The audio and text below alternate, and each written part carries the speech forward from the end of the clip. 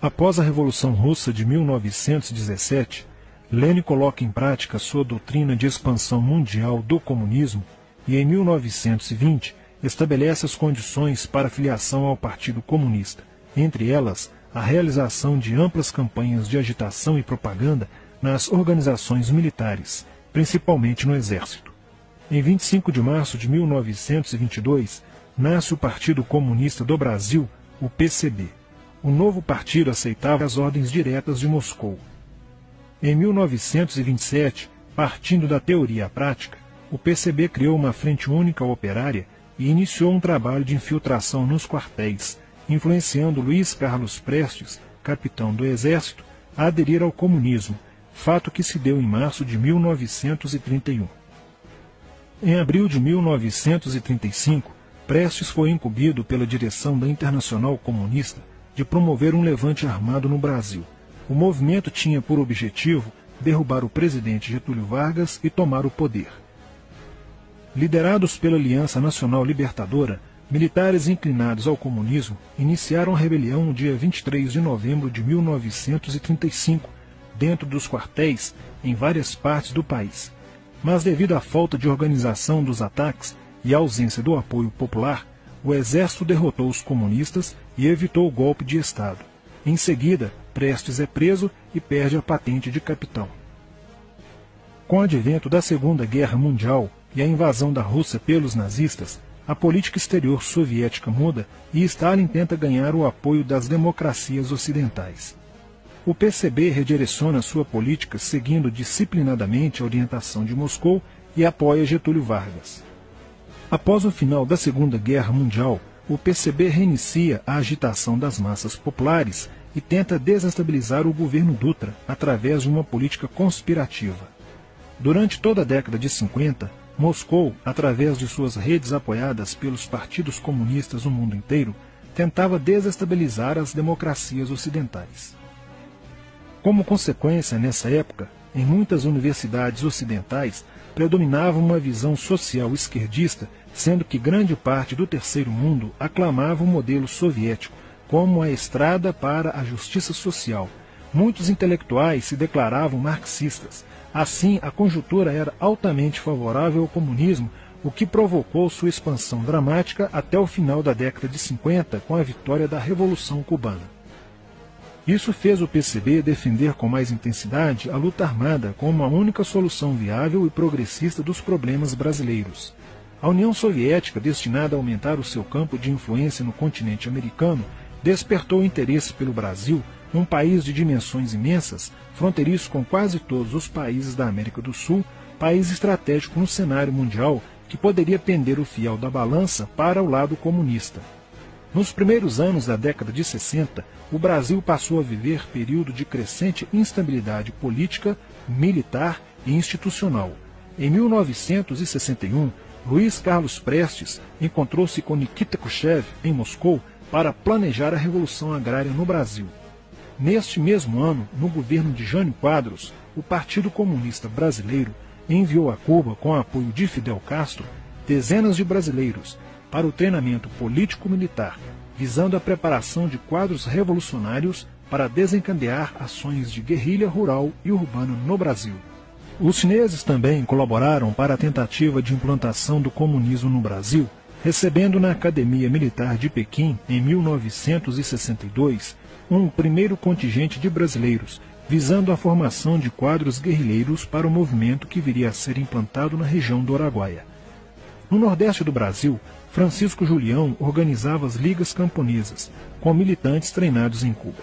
O apoio cubano concretizou-se no fornecimento de armas e dinheiro, além da compra de fazendas em Goiás, Acre, Bahia e Pernambuco, para funcionar como campos de treinamento.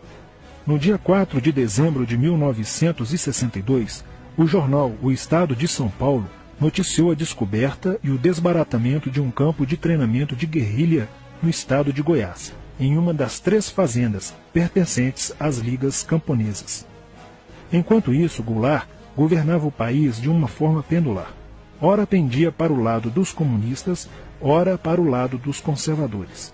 Em setembro de 1963, tudo indicava que o país caminhava para uma revolução de esquerda, principalmente com João Goulart apoiando a sindicalização de sargentos, promovendo a quebra da hierarquia e da disciplina nas Forças Armadas.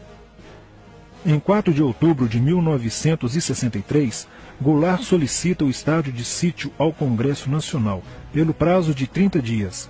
A manobra foi repelida pelo Congresso e João Goulart passou a conduzir ações no sentido de implementar o projeto golpista que desaguaria em um regime totalitário de esquerda.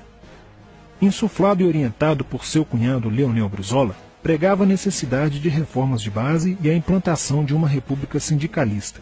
Controlando o aparelho sindical, o governo promovia o grevismo, a anarquia e o caos. O país passou a viver dias de intranquilidade, estagnação econômica e inflação descontrolada.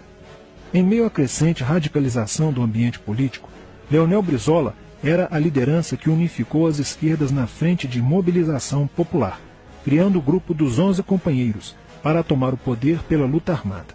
Segundo Brizola, o grupo dos 11 seria a vanguarda avançada do movimento revolucionário, a exemplo da Guarda Vermelha da Revolução Socialista de 1917 na União Soviética. Alheio às críticas que lhe endereçavam militares e oposição civil, João Goulart e o PCB mantinham entendimentos constantes. No dia 13 de março de 1964, um comício realizado na Praça Central do Brasil, no Rio de Janeiro, ficou conhecido como a Comissão das Reformas.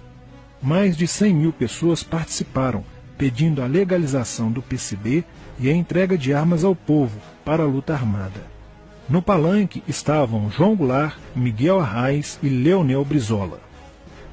No dia 19 de março aconteceu a primeira Marcha da Família com Deus pela Liberdade, que reuniu 800 mil pessoas em oposição ao comício do dia 13, em demonstração do descontentamento de grande parte da população com os rumos que tomava a situação nacional, principalmente devido à impressionante demonstração de força, o tom radical dos discursos de Arraes e Brizola e a profusão de cartazes com a foice e o martelo.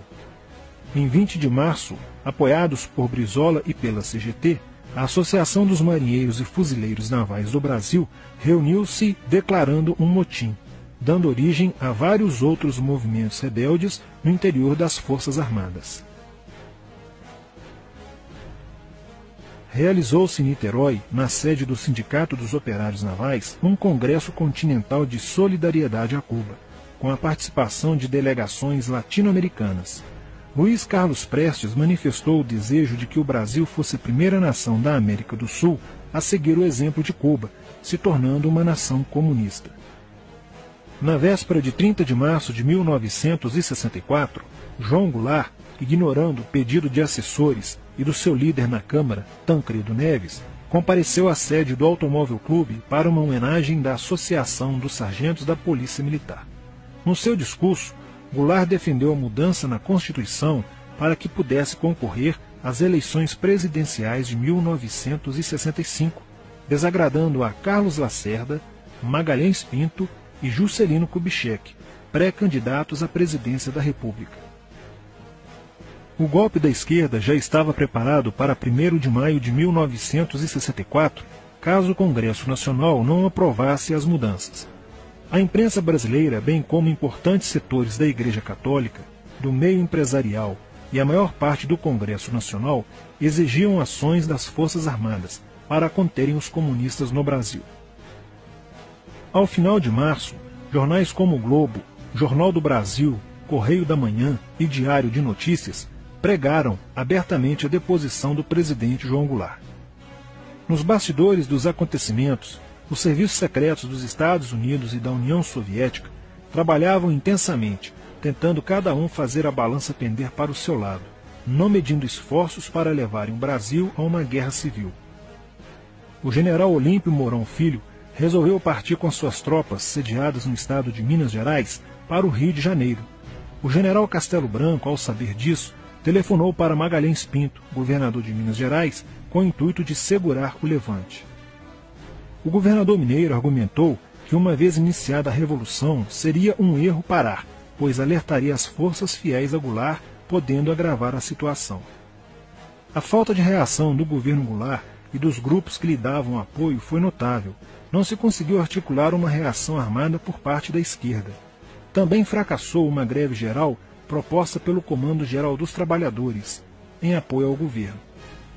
João Goulart, em busca de segurança, viajou no dia 1º de abril do Rio de Janeiro, onde se encontrava no momento da Revolução, para Brasília, e em seguida para Porto Alegre, onde Leonel Brizola tentava organizar a resistência. Mas João Goulart desistiu de um confronto militar com os revolucionários e seguiu para o exílio no Uruguai. No dia 2 de abril, o presidente da Câmara dos Deputados, Raniero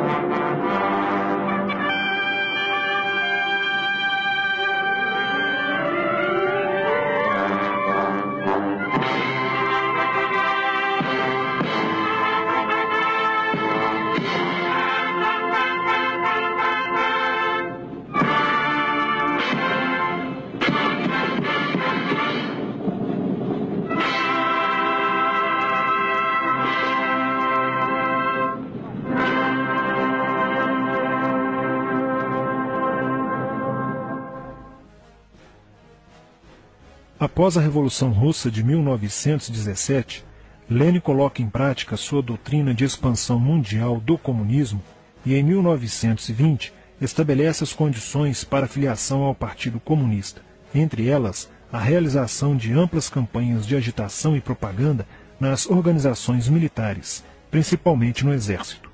Em 25 de março de 1922, nasce o Partido Comunista do Brasil, o PCB. O novo partido aceitava as ordens diretas de Moscou.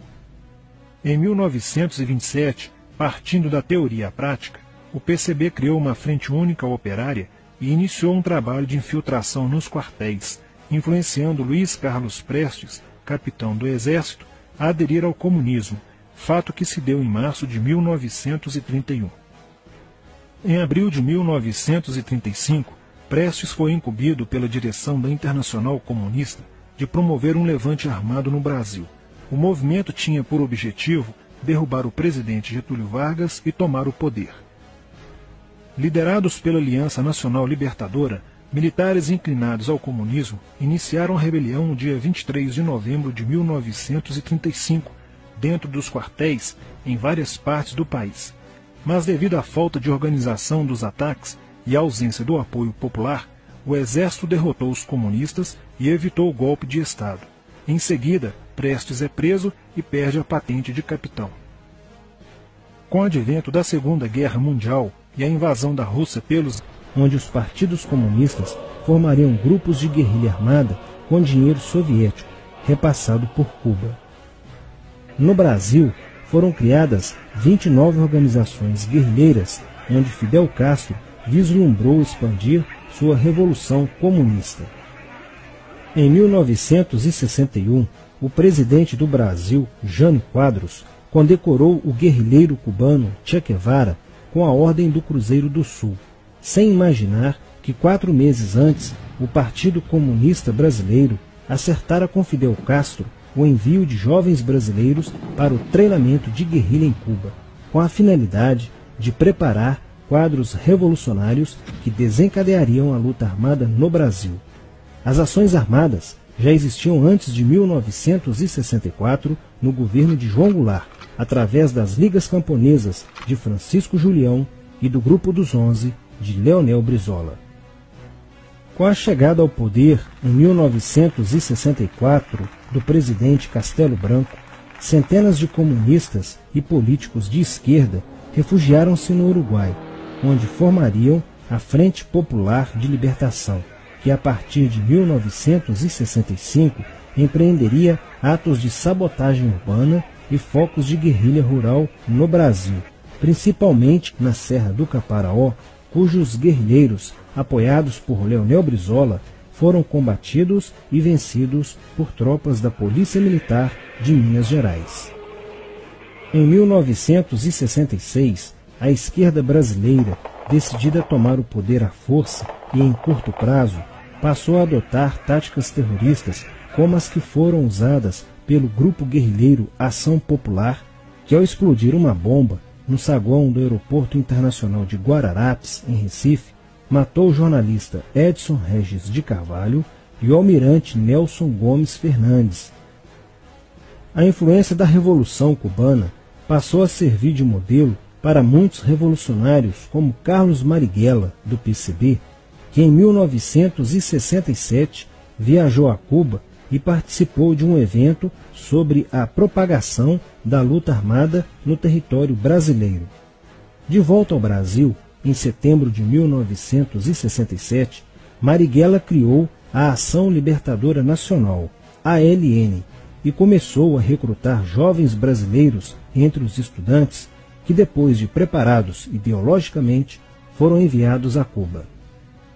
Em 1968, com a chegada ao Brasil do primeiro contingente da ALN de guerrilheiros formados em Cuba, entrou em cena Carlos Lamarca, capitão do Exército e militante da Vanguarda Popular Revolucionária, VPR, que se uniu a Marighella e em janeiro de 1969 explodiu 50 quilos de dinamite no QG do 2º Exército, matando na explosão o soldado do Exército Mário Cosel Filho e ferindo 6 militares. E ainda, na cidade de São Paulo, os guerrilheiros avançaram com um veículo roubado e abordaram o capitão Chandler, do Exército dos Estados Unidos, que se encontrava no interior de um automóvel quando saía de sua residência.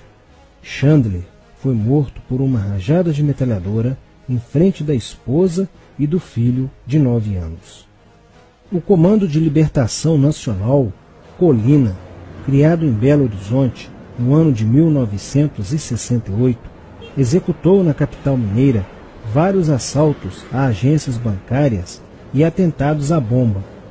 Os guerrilheiros se reuniam durante as sessões de cinema no Cine Acaiaca, localizado na área central de Belo Horizonte, para planejarem as ações de terror e guerrilha.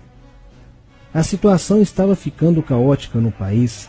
Os guerrilheiros praticavam atentados à bomba nas grandes cidades, matando e ferindo vários inocentes, aumentando a insegurança e o medo da população, que passou a exigir ações imediatas do governo brasileiro para acabar com a violência praticada pela guerrilha.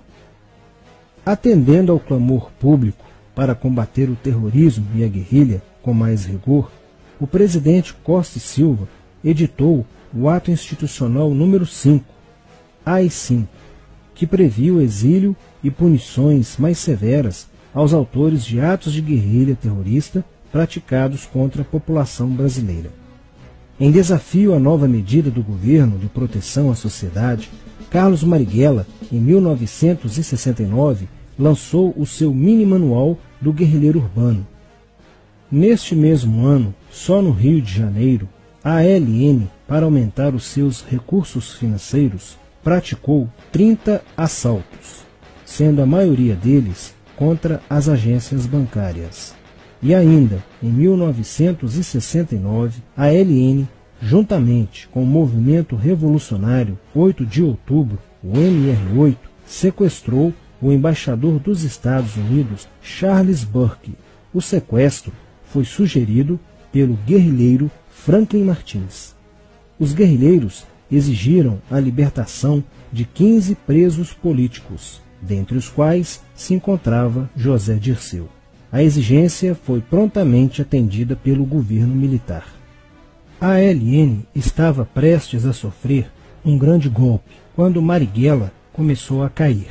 Após a prisão de um militante de sua organização, no dia 1º de outubro de 1969, Os dados fornecidos pelo militante da ALN preso coincidiram com informações prestadas por outro militante da VPR, que também denunciou o envolvimento de vários religiosos com grupos de guerrilha, entre eles Frei Beto.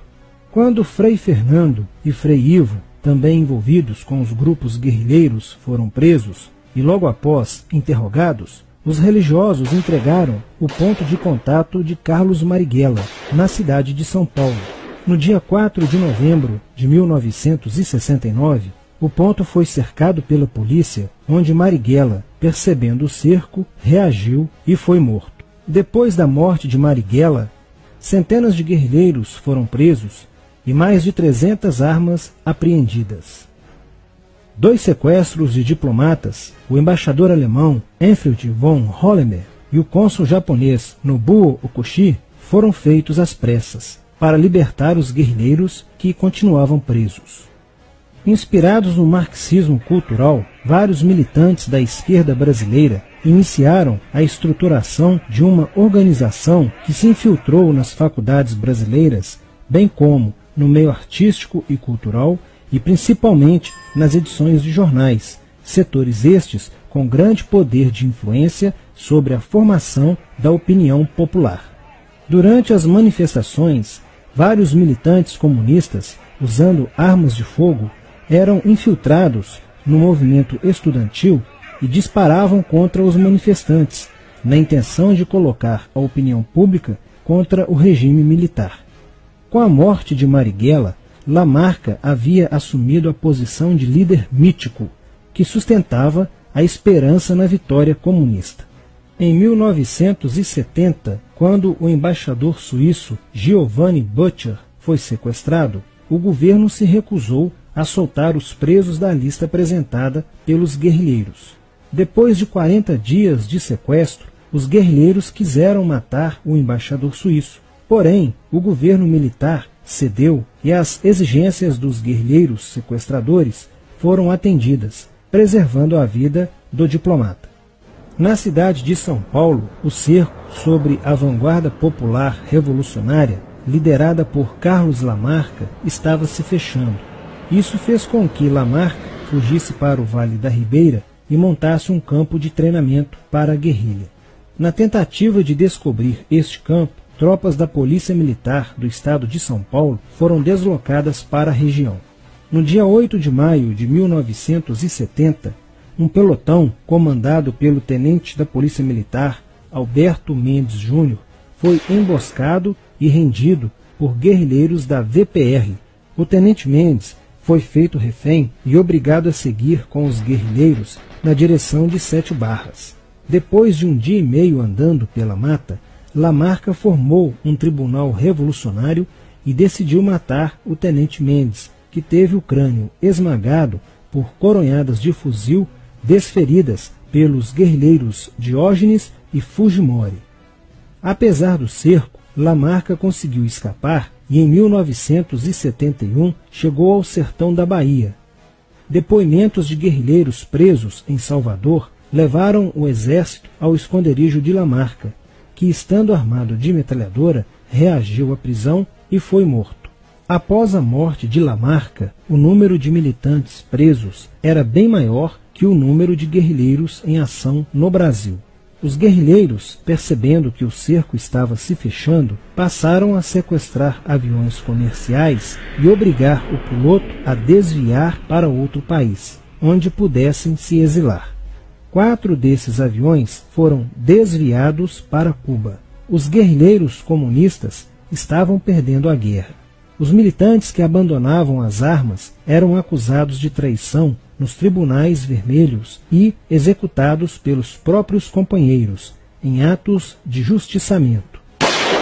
Já no início de 1971, o PCdoB conduzia o trabalho de campo na região do Araguaia, na divisa entre os estados de Goiás, Pará e Maranhão, com a missão de implantar um núcleo guerrilheiro que tinha por objetivo fomentar uma revolução socialista, onde centenas de guerrilheiros já haviam se estabelecido há pelo menos 6 anos.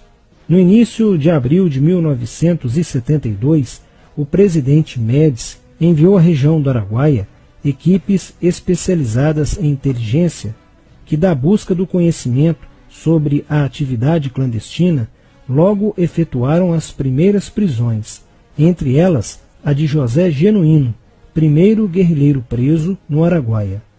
Logo após, o exército sofreu as suas primeiras baixas, ao ter um grupamento emboscado por elementos liderados por Oswaldo Orlando da Costa, conhecido por Oswaldão. Isso fez com que o exército passasse a empregar tropas convencionais que cercaram toda a região do Araguaia. Com a derrota cada vez mais próxima e com o total abandono logístico do PCdoB, ao qual os guerrilheiros foram relegados, sem armas, comida e remédios, vários militantes da guerrilha, encurralados, quiseram se entregar, mas foram mortos pelos próprios companheiros em atos de justiçamento. Após a morte de Oswaldão e o desmantelamento do comando militar da guerrilha, o cerco do exército se fechou sobre os rebeldes e vários guerrilheiros foram presos. Assim terminava o sonho da esquerda brasileira de transformar o Brasil em uma ditadura comunista. Mas a esquerda brasileira não desistiria de conquistar o poder e retornaria mais tarde com uma tática mais eficiente que a luta armada: o marxismo cultural.